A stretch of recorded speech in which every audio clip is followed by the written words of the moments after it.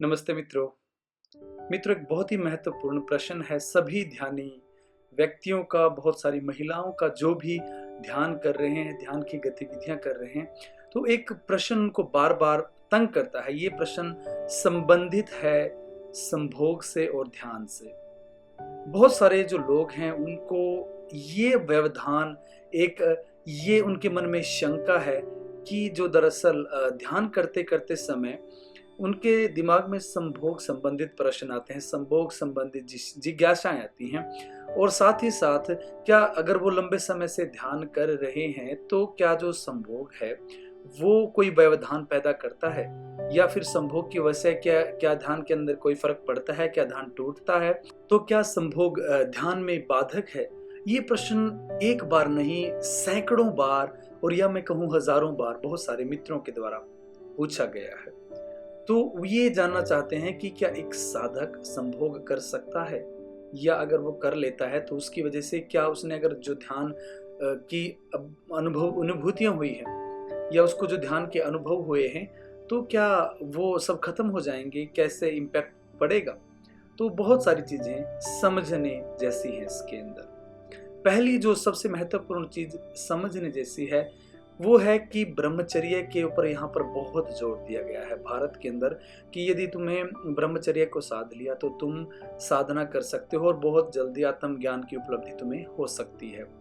तो ये एक बहुत ज़्यादा फैलाई गई बात है। परंतु तुम यदि ऐसे बहुत सारे सद्गुरुओं के बारे में, ध्यानियों के बारे में और ऐसे महापुरुष रहे हैं जिन्होंने आत्मज्ञान को पाया, उनके बारे में भी सुनोगे तो तुम जानकर हैरान हो जाओगे कि संभोग और ध्यान का कुछ भी लेना-देना आपस में नहीं है। ये सिर्फ़ कुछ स्तर पर मिथक हो सकते हैं, कुछ स्तर पर तुम्हारे मन की जिज्ञासाएँ और तुम्हारे मन के प्रश्न हो सकते हैं और साथ ही साथ ये जो समाज के अंदर सिखाया गया है इन थोथे पंडितों के द्वारा कि तुम संभोग यदि करोगे तो ध्यान से संबंधित तुम्हारा सारा जो फल है वो खत्म हो जाएगा, ऐसा कुछ भी नहीं है। यदि तुम नानक के बारे में जानोगे तो उन्होंने शादी की थी, कबीर ने शादी की, रैदास ने शादी की, मीरा की शादी हो चुकी थी।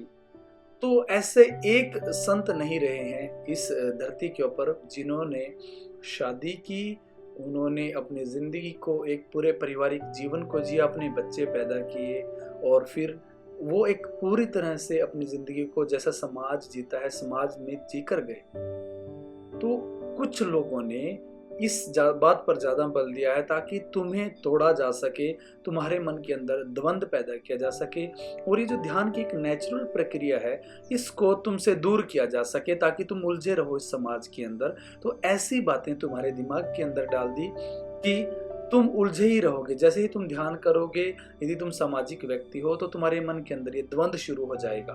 मैं बोलता हूँ जिस दिन तुम ये द्वंद छोड़ दोगे कि तुम जो भी करो उसको नेचुरली जियो, तो तुम पाओगे कि जो ध्यान है वो उतना ज़्यादा फलीभूत होना शुरू हो गया है, जो ब्रह्मचर्य के दौरान भी नहीं हो पा रहा था। तो बहुत सारे मित्रों ने, महिलाओं ने प्रश्न बार-बार पूछा है कि संभोग करने से उनको ऐसा लगता है कि उनके मन के अंदर गलानी हो जाती है, वो ध्यान कर रहे होते हैं और इस गलानी की वजह से उनका जो ध्यान है, वो सारा का सारा छिन्न-भिन्न हो जाता है। तो पहली बात मैं आपको उदाहरण के तौर पर बता चुका हूँ कि एक ऐसे व्यक्ति नहीं रहे हैं, बहुत सारे व्यक्ति रहे हैं जिन्होंने पारिवारिक जीवन जीते हुए, संभोग की प्रक्रियाओं में भी जाते हुए अपने आप को इस चीज़ से दूर रखा। रामकृष्ण परमहंस ने शादी की और ऐसे लाड़ी मास्टर, मतलब कितने लोग हैं जो शादी करने के बावजूद भी अपने आप से जुड़े रहे। ये तो मिथ्याएँ फैला दी गई हैं इस समाज के अंदर। कुछ लोगों ने अपने बिज़नेस को चमकाने के लिए कि तुम यदि इन चीज़ों को कर लोगे तो तुम ध्यान से दूर हो जाओगे। तुम्हें ही दूर रखने का प्रयास किया गया है। नेचुरली जो तुम जीते हो ना, उसको तुमसे दूर करने का प्रयास किया गया है। यदि आप कामसूत्र के बारे में जानोगे तो उसके अंदर तो क्रियाएँ ही इतनी दी गई हैं कि वो भी एक साधन हो सकता है तुम्हारे भीतर जाने का, तुम्हें खुद तक पहुँचाने का। तो यदि तुम नेचुरली जीना सीख जाओ तो तुम्हारी बहुत सारी समस्याओं तो वैसे ही दूर हो जाएँगी, तुम्हारे जो गलानी के भाव हैं, वो अपने आप दूर हो जाएँगे। बहुत ही महत्वपूर्ण चीज़ है ये।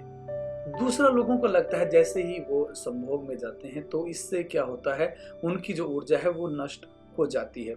उसका कारण यही है कि तुम गलानी के भाव से उतरते हो, तुम नेचुरली जीना नहीं चाहते ज़िंदगी को, नेचुरली तुम किसी क्रिया में जाना नहीं चाहते। और जैसे ही तुम किसी चीज़ के अंदर अननेचुरली और द्वंद्व के साथ जाओगे तो सिंपली सी बात है, वहाँ पर द्वंद्व पैदा होगा और तुम्हें गलानी के भाव आएंगे ही आएंगे। तुम प्रेम से उतरो, किसी भी चीज़ के अंदर जा रहे हो, यदि तुम ध्यानी हो तो जाओ उस चीज़ के अंदर बिल्कुल प्रेम से, कोई जल्दबाजी की ज़रूरत नहीं है। यदि तुम संभोग भी कर रहे हो तो उसको अवेयरनेस से करो और वही ऊर्जा को तुम प्रयोग कर सकते हैं। तुम एक ऊर्जा तो तुम्हारी खुद की है, एक तुम्हारी प्रेमिका की, या प्रेमिका है तो एक तुम्हारे प्रेमी की। तो दो ऊर्जाएं जब इकट्ठे होकर एक विस्फोट करेंगी एक चरम के क्षण पर, तो तुम वही ऊर्जा को भी प्रयोग कर सकते हो अपनी कॉन्शियसनेस को उठाने के लिए। वो ऊर्जा बहुत ज़्यादा, बहुत गुना बढ़ जाती है उस समय पर। परंतु लोगों को जो गलत धारणाएं दी गई हैं समाज के द्वारा, जो लोगों को सिखाया गया है, इसकी वजह से बहुत सारे लोगों को ये समस्याएं रही हैं शुरू से। और इसकी वजह से ही बहुत सारे जो सामाजिक लोग भी हैं, जो समाज के अंदर रहकर ध्यान कर रहे हैं, उनको कहीं ना कहीं ये गलानी उत्पन्न हो जाती है। और मान लीजिए यदि वो शादी हो चुकी है और वो वैवाहिक जीवन जी रहे हैं, यदि वो इस क्रिया में नहीं उतरते हैं तो उनकी पत्नी या फिर पति की वजह से इस तरह की डिस्टर्बेंसेस होती हैं कि उनको लगता है कि अब ये शारीरिक जो सुख है उससे दूर जा रहा है, और उससे दूर होने की वजह से घर के अंदर बहुत सारी अनबन हो जाती हैं। तो ये बहुत ही महत्वपूर्ण चीज़ तुम लोगों को समझनी है कि संभोग का ध्यान से कुछ भी लेना देना नहीं है। ये सिर्फ और सिर्फ तुम्हारे मन के ऊपर डिपेंड करता है। यदि तुम्हारा मन उसको नेचुरली स्वीकार कर रहा है तो उसमें कुछ भी गलत नहीं है, और वही ऊर्जा को तुम प्रयोग भी कर सकते हो। अभी इस संदेश के ऊपर जो मैं बता रहा हूँ, बहुत सारे लोग अपनी तरह के विचार राय देंगे कि इससे ये होता है। ये सब उनके मन को सिखाया गया है, प्रैक्टिकली उन लोगों ने कुछ भी अनुभव नहीं किया है। इसी वजह से वो इस पर भी, इस संदेश पर भी बहुत तरह से अपने सुझाव, कमेंट और जो भी उनके मन में भरा है वो यहाँ पर डालने का प्रयास करेंगे। तो तुम एक चीज़ सीख जाओ, सीधी सीधी बात है, नेचुरल जीना सीख जाओ। ये जो तुम इन नेचुरल होके जीते हो ना, एक अति से दूसरी अति पर चले जाते हो, ब्रह्मचर्य से संभोग और संभोग से ब्रह्मचर्य पर, इसके बीच में तुम घूमते रहते हो। एक व्यक्ति ध्यान करता है तो वो ध्यान करते करते क्या करेगा, फिर संभोग से हट जाएगा, ब्रह्मचर्य की तरफ चला जाएगा। जैसे ही वो ब्रह्मचर्य की तरफ जाएगा, फिर उसको वो जो संभोग है वो तंग करेगा, वो छलांगे लगाएगा, फिर वो भागेगा इस तरफ से। तुम क्या करते हो, ब्रह्मचर्य से अपने संभोग की तरफ, संभोग से ब्रह्मचर्य, इसी गेड़ में घूमते रहते हो, इसी एक चक्कर में फंसे रहते हो। तो तुम्हें इसको समझना है, मध्य में संतुलित कर लेना है, नेचुरली जीना है, कोई बिना किसी भाव के, गलाने के भाव से जिंदगी को जियो, आराम से अपने स्वभाव से जियो, ना कि अपने स्वभाव के विपरीत जाकर गंगा की तरह से बहे चले जाओ। तो नेचुरल जिंदगी जीना सीखो, और ये जितने भी तुम्हारे मन में ये उल्टे सीधे विचार भरे हैं, इनको जो है समझना शुरू करो। और यदि तुम इन विचारों को समझना शुरू करोगे तो तुम्हें ही अंदाजा हो जाएगा कि इनमें तुम्हारा एक भी विचार नहीं है, सब तुम्हारे अंदर समाज ने डाल दिए, तुम्हारे दोस्तों ने, तुम्हारे बड़े बुजुर्गों ने, और ये जो धर्म गुरु बैठे हैं, ये जो अपने आप को गुरु बता रहे हैं, इन लोगों ने तुम्हारे मन के अंदर डाल दिए हैं, ताकि तुम इस बीच में फंसे रहो खाई के, इस खाई से कभी निकल ही ना पाओ। बहुत ही सीधा सीधी बात है, संभोग और ध्यान को तुम एक ही रास्ते पर लेकर चल सकते हो, उनका प्रयोग कर सकते हो, एक दूसरे को, अपने प्रेमी को भी उठाने के लिए अपनी ऊर्जाओं का प्रयोग कर सकते हो, अपने ही स्वभाव को और ज़्यादा ऊंचा शिखर तक ले जाने के लिए। किसी को कॉपी करने की ज़रूरत नहीं है, किसी को फॉलो करने की ज़रूरत नहीं है, और तुम्हें जो जैसा बनाया है कुदरत ने उसको स्वीकार करो, उसके अनुसार खुद को ढाल लो और उसके अनुसार खुद को जीना शुरू कर दो। तो सीधी सी बात है, बहुत सारे लोगों के लिए जो प्रश्न है, मैं उम्मीद करता हूँ ये समझ में आया होगा और वो अपनी ज़िंदगी को नेचुरली जीना सीखेंगे। कोई ज़्यादा बड़ी बात नहीं है, धीरे धीरे समझो चीज़ों को और धीरे धीरे प्रयोग करो। सब जो है ध्यान की क्रियाएं हैं, तुम पाओगे सब कुछ ध्यान के ही अंदर मिक्स है। उसके अंदर त्याग, ब्रह्मचर्य, संभोग, नाचना, कूदना, गाना, सब ध्यान के अंदर सम्मिलित हो जाता है, और तुम पाओगे सभी कुछ मिलकर, जैसे बहुत सारी नदियां मिलकर समुद्र के अंदर एक हो जाती हैं, सब कुछ तुम पाओगे कि ध्यान एक समुद्र है, सब कुछ उसके अंदर समा जाता है।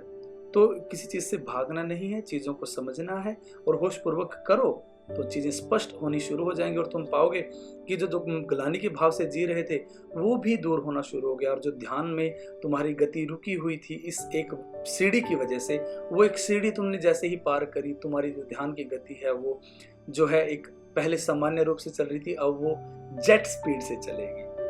तो मैं उम्मीद करता हूँ आपको जो इस संबंध में कुछ शंकाएं थी वो जरूर दूर हुई होंगी। फिर भी कोई आपका प्रश्न रहता है वो आप जरूर करें, और यदि आपका कोई सुझाव है वो भी आप हमेशा बताएं। धन्यवाद। नमस्ते।